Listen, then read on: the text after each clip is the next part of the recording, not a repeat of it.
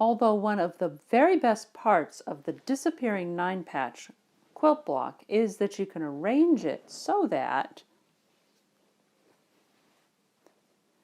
you don't have to match any of these seams with each other.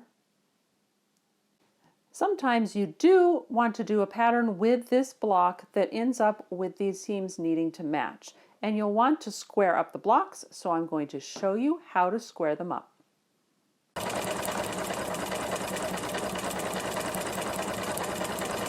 So this is my disappearing 9-patch unit, and the goal in squaring them up is to make all the blocks that you have this same distance here from the outer edge to the seam, and then obviously this distance from the seam will end up the same when we do the squaring process.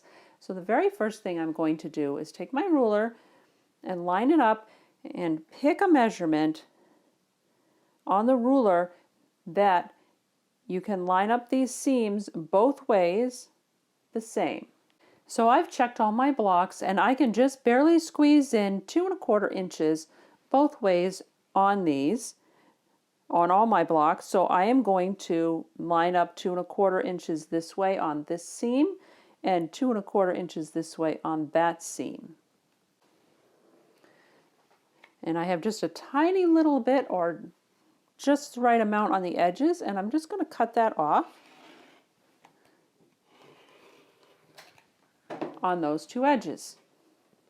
You can see it's not much I'm cutting off. You can pick a different one if your blocks are a little more off. And the next step in squaring up a block is usually always the same. You want to turn it twice. Once, twice. It's nice and easy to see here because this corner went from here to here. And then the same thing, we're going to line up a measurement. With my case, it's going to be 7 inches. These are going to finish at 7 inches, so I'm lining up the 7-inch here and the 7-inch here.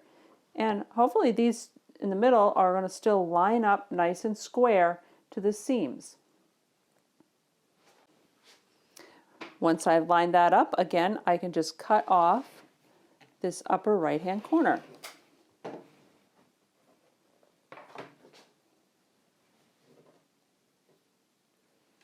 And there is a nice perfectly square block that will line up nicely with the other blocks that I'm sewing it together. It just makes everything so much easier when you're doing the final piecing. I hope that helped. I have a linked video that shows you how to make a table runner using just a charm pack and this disappearing 9-patch pattern.